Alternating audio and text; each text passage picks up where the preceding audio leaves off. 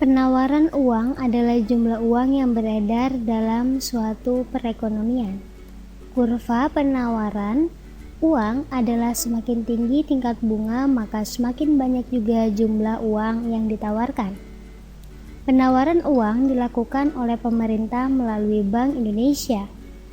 Faktor yang mempengaruhi keputusan bank adalah 5 faktor, yaitu tingkat bunga, tingkat inflasi, dan deflasi.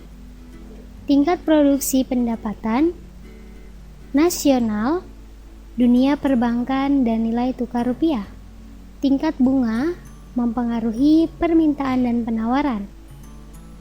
Tingkat inflasi adalah Bank Indonesia akan mengurangi jumlah uang agar tingkat bunga menjadi turun.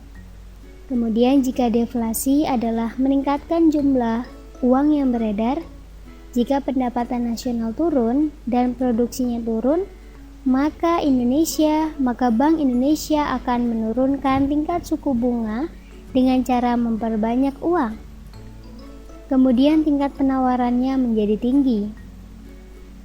Ketika tingkat penawarannya tinggi dan tingkat suku bunga diturunkan, maka permintaan akan banyak. Dan jika banyak, maka ekonomi akan berjalan. Kemudian kondisi dunia perbankan, bank membutuhkan cadangan uang agar dana nasabah lebih aman. Misalkan perbankan daya cadangan buruk atau rendah, daya cadangannya buruk atau rendah, maka meminjam ke Bank Indonesia. Jika meminjam cadangan uang ke Bank Indonesia, maka akan ada bunga.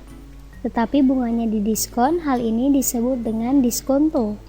Jika diskonto, maka bank-bank yang lain akan memberikan suku bunga yang tinggi untuk nasabahnya. Jika suku bunganya tinggi, maka jumlah uang yang beredar akan turun.